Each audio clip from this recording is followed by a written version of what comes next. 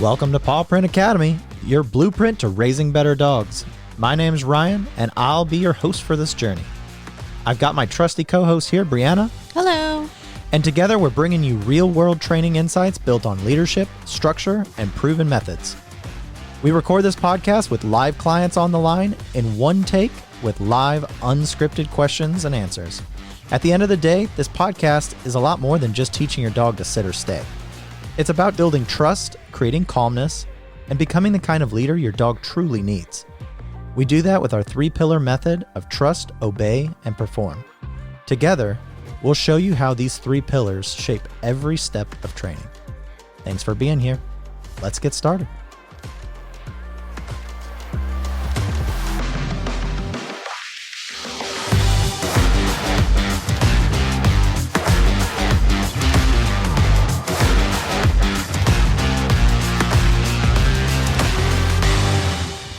Welcome. Episode 25. Overexcitement at the door. Chaos, jumping, and loss of control. Tonight, we will be discussing crazy dogs at the door. Yeah, pretty common. It is my solemn vow to everyone tonight that I am going to try my absolute hardest to not say too many times. Well, you just said one. I did. It was a demonstration for demonstration purposes only. I am working really, really hard on fixing my speaking voice. And I say that because I talk in front of people a lot, and I've actually done, there's one. So I've actually done, I'm trying to think of the right word, some analysis on just talking in front of people and how I speak in front of people. And something that I've noticed is that I speak very differently when a microphone is like right in front of my face. Yeah. Not only do I speak a little bit differently, but I speak when I can hear my voice. When you can hear yourself, you're looking across at someone else that's also looking at you. Mm-hmm. And I feel like there's so much more pressure there because someone is looking at you and you can hear your voice. And if they're not talking, then you should be talking. And it's a totally different dynamic. I'm sharing this simply because I guess it's something that I'm struggling with. Yeah. And so I'm going to really try hard for you. But also, if I'm not talking and you're not talking, it is a podcast. So there would be no one talking. Exactly. And it would be silent, and then no one would listen. So I want to talk without using filler words. Exactly. I've seen there's an advertisement for an app that helps you with that, actually. The app helps you, or yeah, it teaches does it you just to record speak. you and then you listen to it and you hear how bad you are? No. And you're like, oh my gosh. No, I don't think so. It helps you to remove the filler words and trains your brain on how to speak without those words. Man. But yeah. You have to send me the link. You have to do those videos where it's like day 1 without saying Yes. Day 2 without saying Day one without saying exactly. That is precisely where I'm at. Anyways, back to dogs. I am going to try real hard. Okay. The quick, I guess, let's jump into this because I was going to go down the statistic rabbit hole. Now I'm going to wait for next week for that. Don't switch. Don't touch any more of those switches. Because when you did that, that was crazy. Yeah, that crazy was crazy. Loud in my ear. I don't know why it did that. I've never heard it do that. I've never heard it do that either, but let's not do it again. Well, I don't know why it did that. Let's see. Your default speaker. Yeah, something just happened. Yeah. I just got a notification on my... You want me to put it all back how it was? No, I don't want you to touch it at all. Brianna's over here switching switches on the wall. Well, it's for the fan. I get it. It's not for your keyboard. Well, look, this is a barely a professional environment. Right. So Yeah, apparently we have some wiring issues my we need gosh. an electrician for.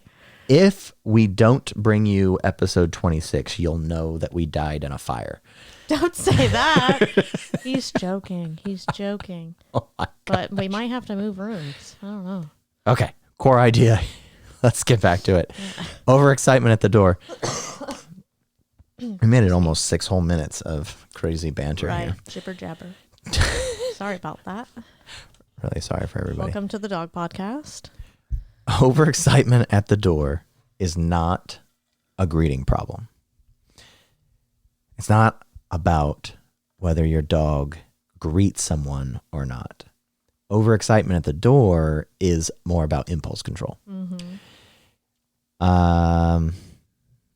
Where am I at? It's an impulse control and leadership problem.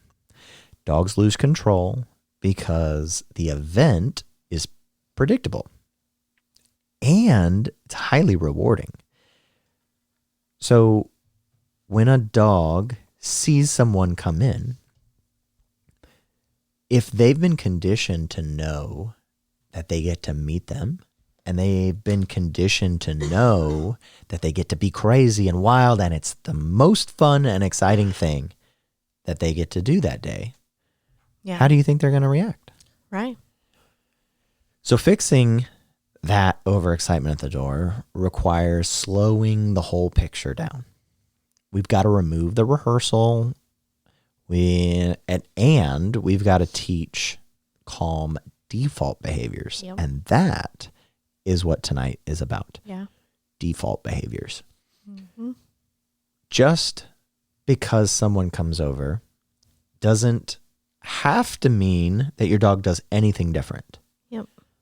But typically that's not what we teach them. Yeah. And dogs are pattern based. So they are going to do whatever we reinforce, whatever we show them they should do.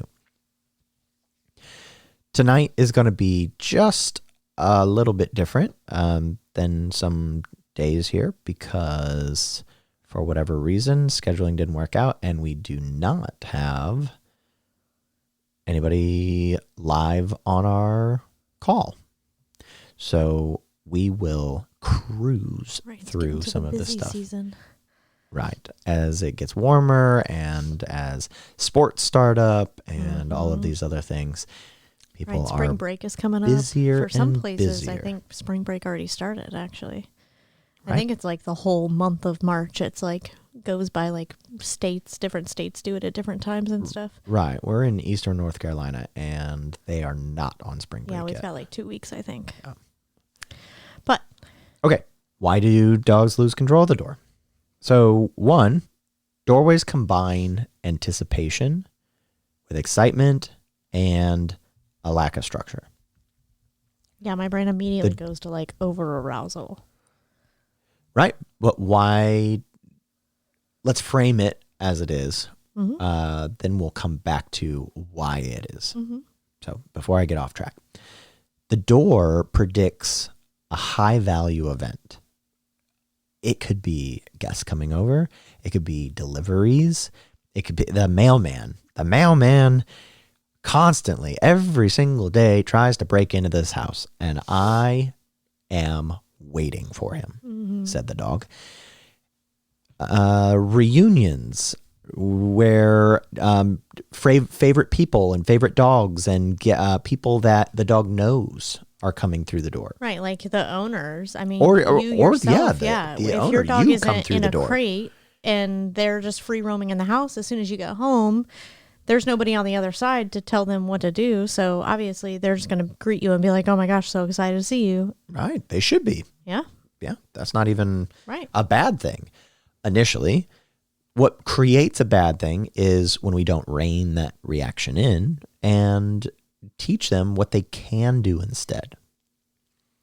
Repeated rehearsal teaches the dog that chaos and that reaction, it works. It's accepted. And when something is accepted over and over and over, then to the dog, it becomes expected. Yep. Yeah. So jumping, barking, and rushing the door are all self-reinforcing behaviors. Yeah, those are all really strong ones for dogs. Typically, when we get owners that are like, my dog, it barks and barks and barks and barks, and I am so tired of it. The first question is, where does your dog bark? Almost all the time, it's at the front door or front window. Yep. Cool. Or So the back one. Or the back one, right? Yeah. That's next most likely. Yeah. But it's usually a door or a window. Why is it always a door or a window? Why doesn't it ever go and bark at the dishwasher? Because it's like TV for dogs. Or exactly. We pattern all of this excitement that takes place at the door or window. And that draws the dog's behavior in. Yeah. Owner excitement can also amplify that arousal. Right. And this is where we innocently make the mistake of early on when the dog rushes the door. Usually the dog is little. That's usually when this starts, because this is a learned behavior. And when the dog is little, it's exciting. It's even fun for the owner. Right. And like the dads Little are always the puppy. ones that come in and start wrestling. It's always the dads. Yeah, they're like, well, let's Little wrestle. puppy runs across the room. Also, even if the dog's not little, even if it's an older rescue, typically this behavior gets reinforced during a period of time when the owner and the dog are new to each other. Yeah. So I just rescued a dog, and I get home and I'm excited to see the dog just like the dog is excited to see me. So dog runs across the room, jumps up on me, and I'm super elated and excited that the dog likes me so much. I've always wanted a dog. Now I have one, and the dog's really excited to see me. Why am I going to tell it to go away? Why am I going to tell it to go to its place? Well, because one day you're not going to want that anymore. Right. And Eventually. that's when you're going to call a dog trainer. Right. You got to play Because the long you game. are right.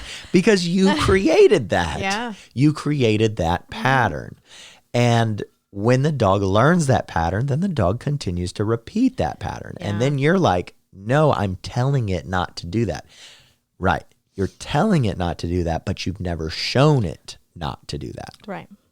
And dogs don't speak English. So you're at a disadvantage. Right. Yeah. If you're touching them, you're doing it. Don't touch it. Yeah. Don't Don't touch touch 'em. them. All right. And then the last one for this is fast routines remove impulse control opportunities. So being in a rush to come in and get things done or get the dog out to the bathroom, things like that, where you really need to slow down and focus on the pattern that you're building with and in that dog. So if you're always just like, I don't have time to stop at the door before we go out the door, or I don't have time for the guests to come in and me work my dog through place, I want to sit down and hang out with them, I'd say your alternate option would be for that. Like then I would, best case scenario, put your dog in a crate at that point, at least set them up for success, versus immediately knowing that you're setting them up for failure right at the get-go. Yeah. One thing I want to bring up, your dog is a body that's built around a nose initially, right? And then is programmed around this concept of tracking, attacking, killing prey. So their prey drive, what we call it, prey drive, is this sequence of eye movement, tracking, sniffing, locking on, targeting, attacking, destroying. Right. Should I play the science music? Yeah, you can. I'm thinking of Nala with that bee last week where she tracked it and bit it and ate it. And I was like, oh ate my a God. bumblebee during an eval, when we're the chomp was so deafening. we're just sitting there And these dogs are looking at each other, and we're doing an evaluation on a dog, whether they're reactive to dogs or not. And Nala, my Malinois, sitting next to me on a leash, just do do do do do do do, and I'm talking, and all of a sudden Nala lunges forward and up like high, jumps like 5 feet in the air, chomps this bumblebee right out of the air. First try, immediately goes, "Oh, I didn't want that bumblebee in my mouth," and spits it out. The bumblebee survived. We moved it off to the side. It was and hilarious. And That's immediately what I thought of, because I watched her eyes track it for a second, and she was like, got it. Got it. Got it. I can get it. You're right. I've totally forgot about that. All right, sorry. This concept, though, right? Dogs are prey driven, and most of them were bred at one point or another into attack or attack is not Hunt. right. Hunt, attack, herd, adjust, right? Some sort of prey situation. Yeah. Whether they're tracking them and grabbing them and retrieving them and all of these different types, right? Yep. At the end of the day, though, this targeting sequence is something that is ingrained in the dog's brain. Yeah. And that targeting sequence is turned on and exacerbated by movement. So the faster you move, the easier it is for you to increase the arousal of your dog. Pretty much any dog across the board. Yeah.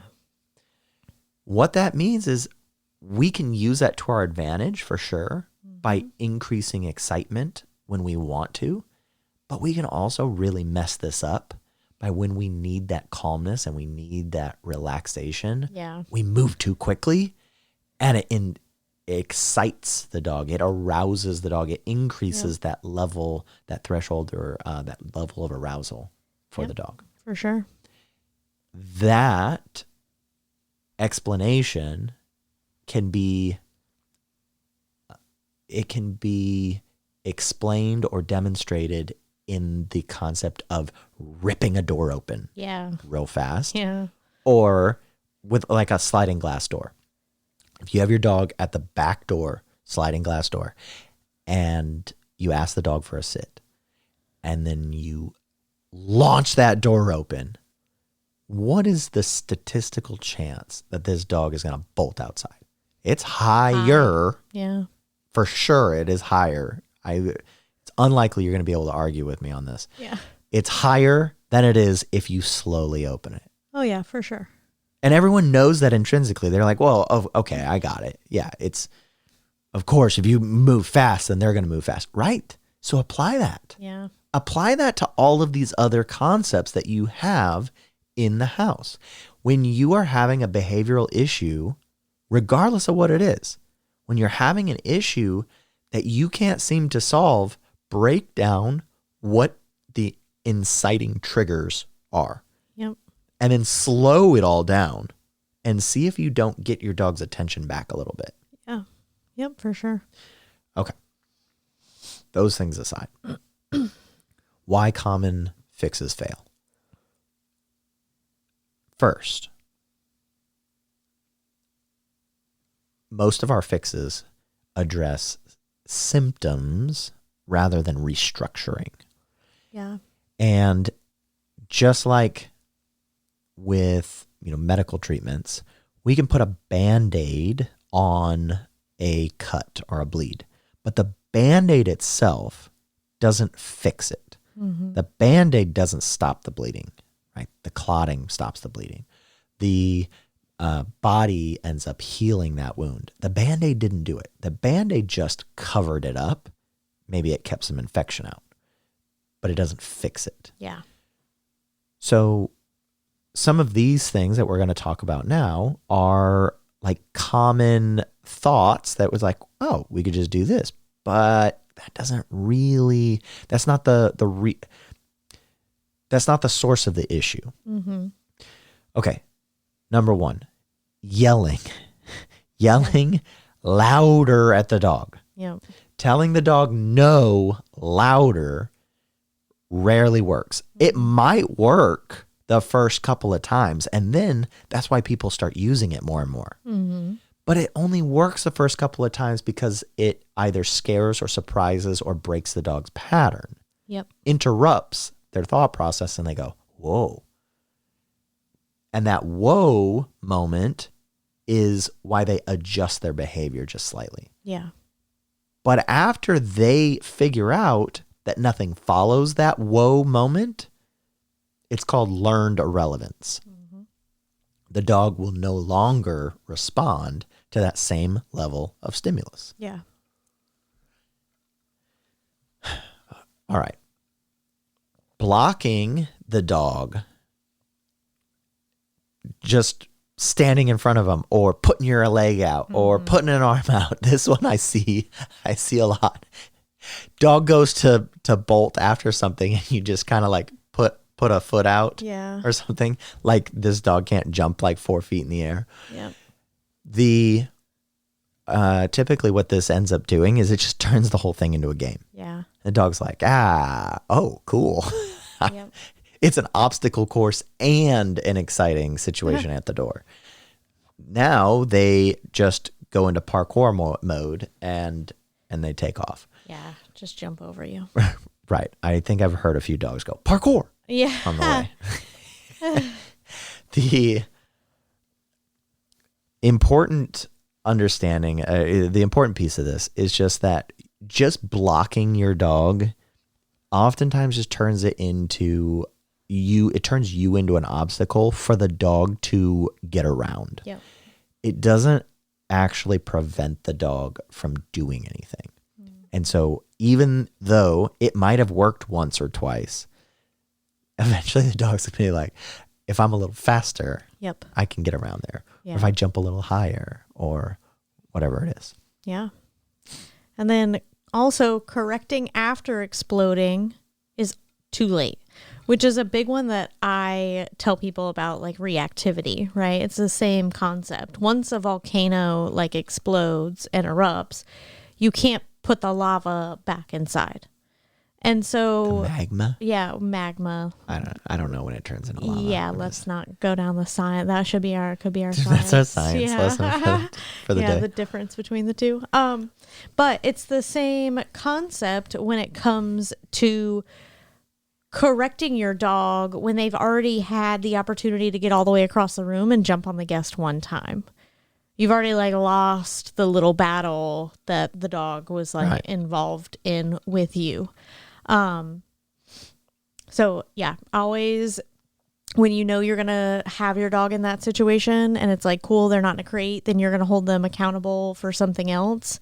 Then you have to make sure that you're vigilant in watching the dog and working them through that to make sure that they don't get one added to the whole tally list of I won that one. Right.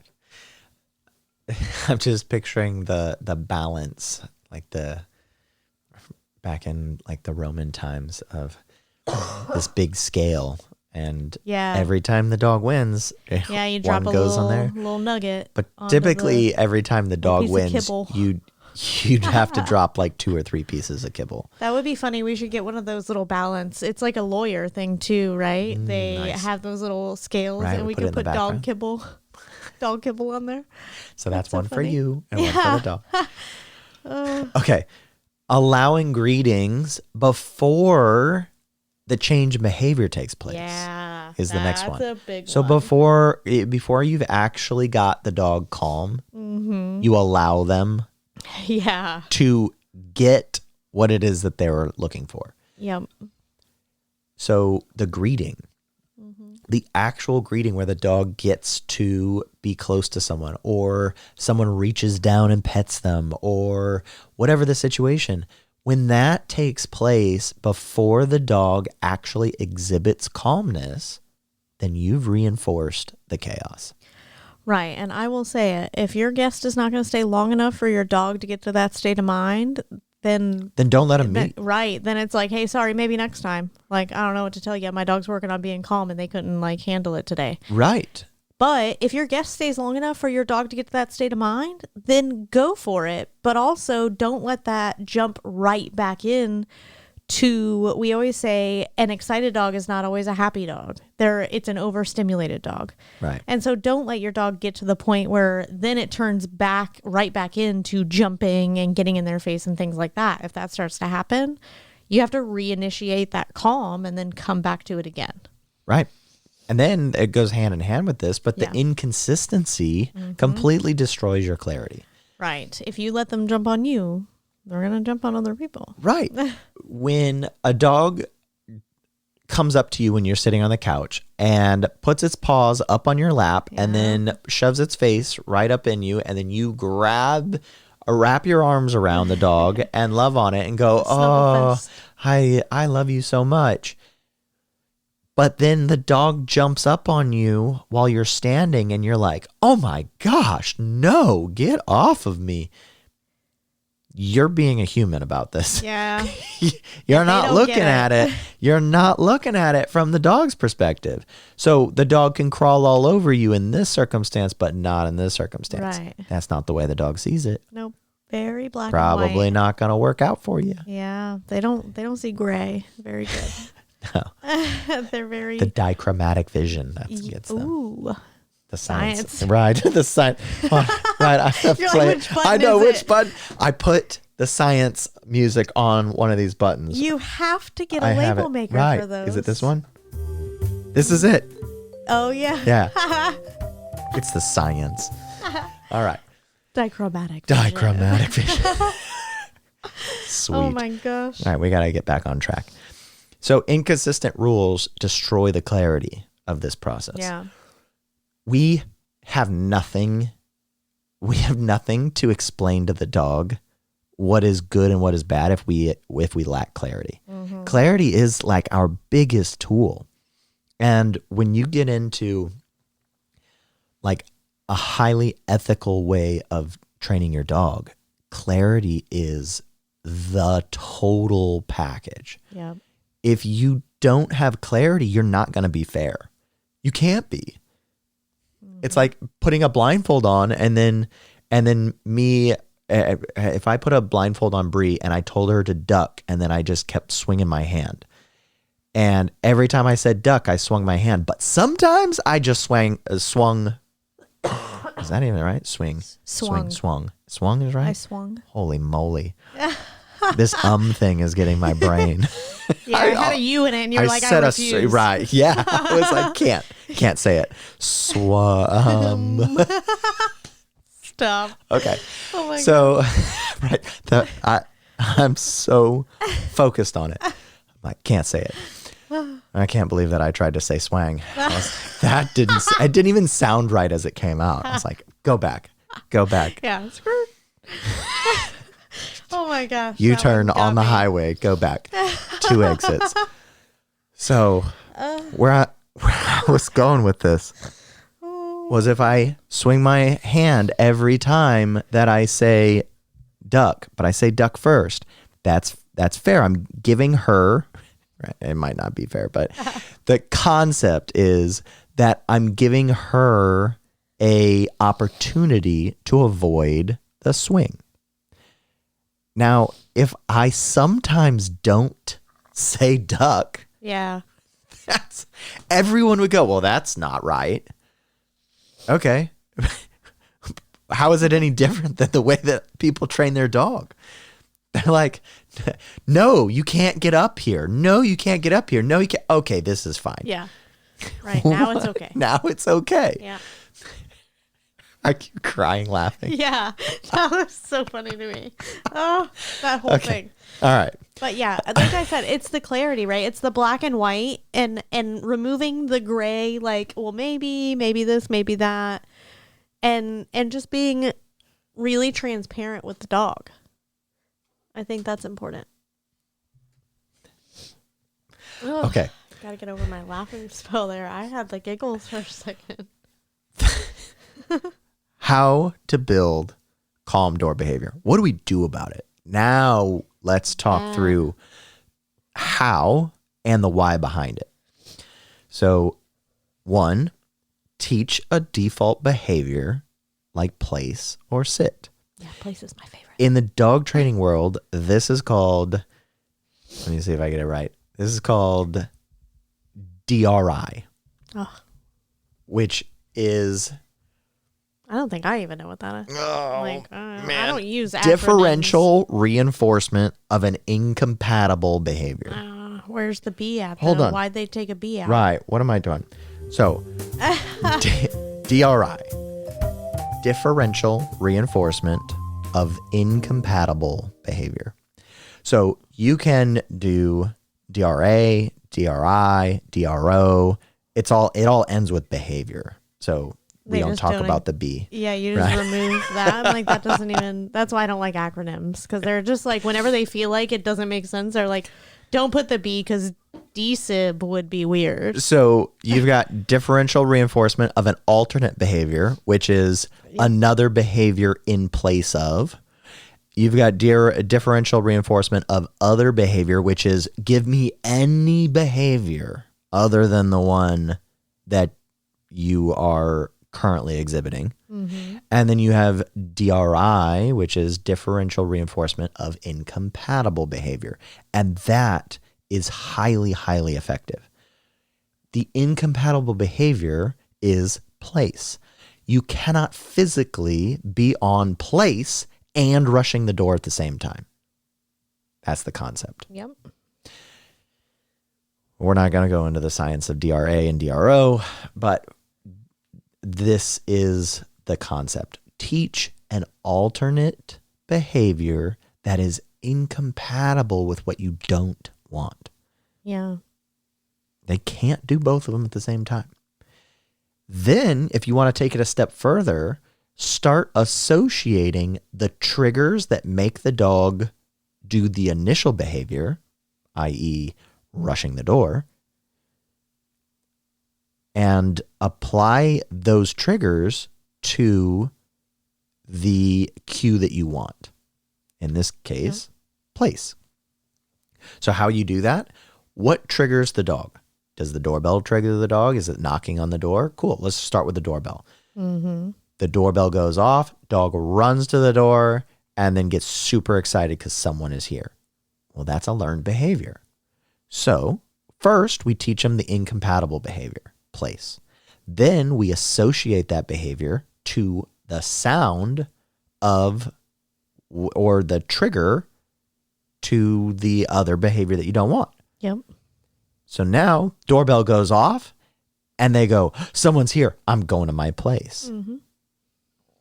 Pair what you want and set yourself up for success. Yeah, and even if it's you coming home, right, you can still build in that reinforcement of that. It's like your dog runs to greet you and jump on you. They have to go to their place first before they get any of your attention, and then they need to settle down. Right. Yeah. Yeah. David Premack. There's another science one. Yep. So the Premack principle is is the concept that you can train a dog to do the lower priority behavior by reinforcing them with the higher priority behavior. Mm-hmm. The concept of if you eat your vegetables, then you can have dessert. Yeah, that's what I was about to say. I was right. Like, yep. In dog training, we use Premack is one that we use a lot, and one of the best versions of it is sit before you get to go outside. Yeah. Right? Mm-hmm. Well, I don't want to sit. Okay, then you don't get to go outside. You don't get to go in the backyard and chase that squirrel or that lizard or that whatever. Yeah. Okay, well, I'll sit. Oh, perfect. There you go. And now we open the door and they can go out. That was like that down today in the lesson. I was like, no. No. I'm like, no. We can do this. No. It's usually my favorite. No, it's not. The next one. Use leashes or tethering to prevent the rehearsing of the bad behavior. Or whether it's bad or not, the unwanted behavior. Right, because if you're listening to this, it's because your right. dog You're might probably do listening it. to this because exactly. And you don't want them to do that. So otherwise, you would skip this episode. And the concept of tethering is just putting a leash on your dog, on just like a regular flat collar harness, whatever they wear, and using an object that's larger or heavier than them, and basically using that as an anchor. And so a lot of times we will use, like, we have big kettlebells, we have, and usually we put their place next to it so they have somewhere to lay down, but that's kind of like their only option. Right. And Also, that's like a tethered place type of solution. right. And also another of my favorite that nobody ever thinks about, but everybody has, is the back side of a door handle. So tying it to the inside and then closing the door so that they're not, obviously, like, you're not tying it around the same side as they're on and then like ripping your door handle off, because they have the leverage of the whole door and the hinge and right. So the everything door, being so that as they are if they pull, it's actually closing the door. Yep. That's the concept. Yeah. So it needs to be an inward opening door. Yeah. To the side that the dog is on. Yeah. Yeah. All right. Where I think I said that backwards. You did, but I was just going to move on. No, I'm thinking about it. The door needs to open opposite of the side that the dog is on. Yeah. That should help clear it up. Yep. And then practicing opening and closing the door without guests, right? I all the time will use imaginary friends and go to the door and open it and be like, hey, how's it going? What are you doing today? Oh, cool. And the dog doesn't know. I mean, they might after you try to invite them in and there's nobody there and they're like, what is going on? Right. I also don't know. I pick around the corner. I'm like, who's here? Yeah, right. No one. But nobody knows she the gets difference, me all right? the time. And so for people that are like, well, I can't work on it. I don't usually have a lot of people over, things like that. Yeah, you have imaginary friends, create one. Right. Your dog has no idea. We use fake stuffed dogs for reactivity sometimes. And it works great. Right. They have no idea until they're hate face to face with it for a minute. What is wrong with that But dog? that's not the point of it. It's to get the initial reaction, and then they just don't even notice. Right. But those things can be worked on. There's videos on YouTube of just like different doorbells. It's doorbell after doorbell after doorbell. Like, play those videos, work your dog through it. You don't necessarily need a guest, but when you do, it's like, cool. Your neighbor could walk over and ring your doorbell for you at the very least. Maybe you give them $5 or a soda or something. I don't know. Yeah. But there are concepts that you can work through without having actual people to just begin the process before you even make it too hard for the dog and it's somebody new anyways. Yeah. I just incorporated another section to the Paw Print Academy app that is coming out that has sounds on timers, and you can adjust the timer and pick sounds and basically create your own little like sound playlist. Yep. So you can work through place and these different concepts. Yeah. And every so often at whatever interval you set, it'll play a doorbell or door knocking or a dog barking or baby crying. Yeah, all of those things are so helpful. All right. And then rewarding calm holding and disengagement from the guests or the noises and things like that. When you're working through these problems, if you don't, reward your dog through them, you're not going to get the success that you're looking for. Right. You can't just require your dog to work and work and work and work, but for no paycheck. Yep. You wouldn't go to work without a paycheck. Nope. At least not for very long. Right. And neither will your dog. Yeah. Finally, release the dog to greet guests only when they've exhibited that calm behavior. Now, where I get the argument is the people that relate the perceived excitement of the dog to their happiness. Those are the ones that argue with me on this, because they go, oh, well, the dog doesn't even want it anymore. Right. That's the point. Like, hold on, bring it in. Come here. That's what we want. Because you don't want the dog to reinforce this bad behavior. Well, then don't let them do that. Yeah. Let them calm down, and then they get to do what they wanted to do, but they'll be at a level of arousal that's so much less that now they're like, it's fine. This guest has been over here for the last 25 minutes. Yeah. It's not that interesting anymore. That is the point. Yeah. That's what we want. So go for that. Do that, because that's what's going to solve your problem. Mm-hmm. If you have this issue, that is what solves your problem. So if you have the dog in a kennel or a crate and they're whining and crying and trying to get out and they want to meet this person, eventually they finally lay down and you go to let them out and they ramp right up and they're like, oh, finally. They don't get to come out. Mm-hmm. If you go back and forth and you do that, it might take an hour. It might take 2 hours the first time. Yeah. But that's the crazy thing, is that the next time it won't take the same 2 hours. Yeah. It'll be a little faster. It might still be an hour and a half.